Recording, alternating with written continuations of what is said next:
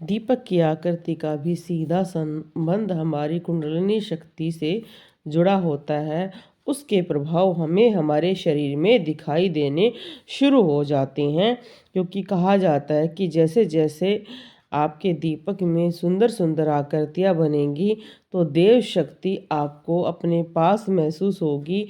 और जो हमारी अच्छी ओरा है, हमारे शरीर से निकलने वाली ओरा, मंत्र जाप से निकलने वाली ओरा और अग्नि से निकलने वाली दैविक ओरा हम ग्रहण करना शुरू कर देते हैं। आपने देखा भी होगा, कई स्थानों पर कहा जाता है कि अगर आप अधिक ओरा ग्रहण करना चाहते हैं, कुंडलिनी शक्ति को अधिक जागृत करना चाहते हैं, तो आप सिद्ध देवी पीठों पर जाकर अपना ध्यान लगाएं, मंत्र जाप करें, भजन और कीर्तन सुने। उससे शक्तियाँ बहुत जल्दी जागृत होती हैं। ऐसे ही आप देखो कितना सुंदर और बड़ा बड़ा फूल बना है, तो इसका अर्थ आपकी जो एनर्जी है वो काफ़ी अच्छी हो गई है। तो हम जैसा खाते हैं वैसा हमारा स्वास्थ्य हमें दिखा देता है। ऐसे ही जितनी अच्छी ऊर्जा हम ग्रहण करते हैं उतना ही ज़्यादा हमारी कुंडलिनी शक्ति पर उसका प्रभाव पड़ता है। आपने अगर इस विषय पर हमारी पुरानी वीडियो भी आप देखना, उसमें बहुत सारी वीडियो बड़ी अलग अलग रूप से बनाई गई हैं डिटेल से। कुंडलिनी शक्ति एक ऐसी शक्ति होती है जो हमारे शरीर में होती है, पर वो हमारी सोई हुई अवस्था में होती है। जैसे हम अपने कभी भी ब्रेन का पूरा यूज नहीं करते, ऐसे ही हमारे शरीर का हम पूरा यूज नहीं करते। हमारे शरीर में इतनी अद्भुत चमत्कारी शक्तियाँ होती हैं जिनका यूज़ हम कभी नहीं कर पाते हैं। कुछ कुछ चीज़ों का प्रयोग या यूज हम सीख पाते हैं उनके द्वारा। जो अगर हमें कोई अच्छे गुरु मिल जाते हैं या शक्तियों का प्रभाव ऐसा होता है कि हम उन चीज़ों को स्वयं समझने शुरू कर देते हैं, हम कनेक्ट हो जाते हैं उन चीज़ों से। आप सभी जानते हैं कि हमारे जो बहुत सारे शास्त्र हैं, अगर आप उनको पढ़ना शुरू करोगे तो उनमें कई बता रखी हैं कि कैसे व्यक्ति किसी को छूकर एनर्जी के बारे में बता देते थे, कैसे किसी की खुशबू से ये बता देते थे कि ये व्यक्ति कैसा है, और कैसे किसी की आँखों से हम उसके बारे में बता सकते हैं, कैसे किसी के मुख को देखकर हम बता सकते हैं।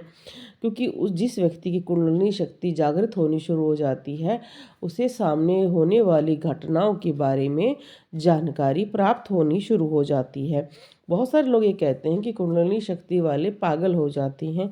वो पागल नहीं होते हैं, पर जो कलयुग है, कलयुग में हर तरह की सच्चाई को देखना भी आसान काम नहीं होता है, क्योंकि हर तरह के रिश्तों में हमें स्वार्थ, ईर्ष्या, जलन सब कुछ होती है और वो बदलती भी रहती है। पर जैसे ही कुंडलिनी शक्ति वालों सामने वाले को देखते हैं कि अरे ये मेरे से ईर्ष्या कर रहा है, तो एक तरह से उनका फिर मन हट जाता है उन चीज़ों से, जिसको हम सांसारिक चीज़ें कहते हैं।